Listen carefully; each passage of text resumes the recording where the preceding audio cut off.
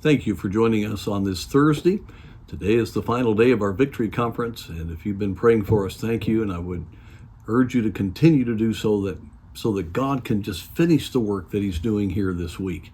And if you can make it out, I would encourage you to do that. We have Dr. Johnny Pope tonight for the final service, and I know it'll be a great time. I appreciate this dear servant of the Lord, and we have a whole day planned of great blessings, so we're looking forward to what God is going to do. Luke chapter 9 is where we're going today, and a verse that's somewhat familiar is in verse 24 of chapter 9. For whosoever shall save his life shall lose it, but whosoever will lose his life for my sake, the same shall save it. Now that follows right on the heels of the Lord's teaching in the verse previous to that, verse 23. And he said to them all, if any man will come after me, let him deny himself and take up his cross daily and follow me. We talk about different ways to be encouraged, how to navigate life, how to go through the different difficulties that are inevitable in our walk with God.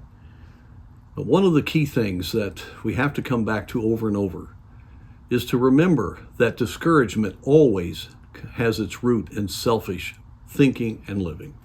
The minute we look at ourselves, the minute we evaluate things from what we want or what we can do, the limitations become very apparent to us.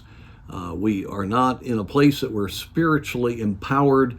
Life becomes filled with all the different realities of the problems that we have, and we can very much lose our encouragement. We hear news from all around or in our own lives, and it's amazing how quickly you can go right down. And that's why we cannot be emotional Christians. Now, we may have emotions, but we need to be walking by faith. And the key here is that the opposite of self is denying oneself and taking up his cross. In other words, Jesus gave up his life to give us life. We need to give up our lives to give his life to others. And that's why he says in verse 24, whosoever will save his life, you're going to lose it. Because you may be successful, you may be doing all kinds of things, you may really have some great experiences, but your life is not focused on what is right, and you're going to lose the integrity of it, the purpose of it, the results of it. And as you go through life, all the different things that may seem good will begin to become more and more hollow, thin, and will not meet the need. I face this all the time with people who will admit I just made some bad, self-centered, faithless decisions. And so we need to realize that true encouragement and great blessing comes when we identify with Christ.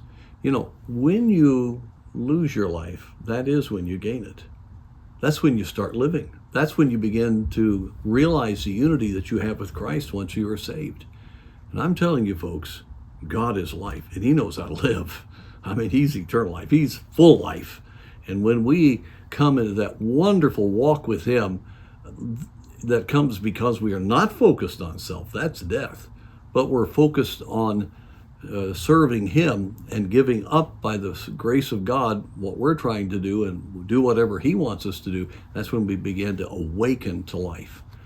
When we talk about revival, we're talking about life again, Christ's life, real life, again realized in a person's life. They come back, they go from self-life to revived life. And so I want to encourage you today to get a hold of that truth. If there's something that just you keep holding on to and you know God doesn't want you to, that's why you're discouraged. It may seem important at the moment, but I'm telling you, whatever God tells you to do, trust him, walk with him, give your life to him, and you will stay encouraged day by day because he will fill your life with his presence.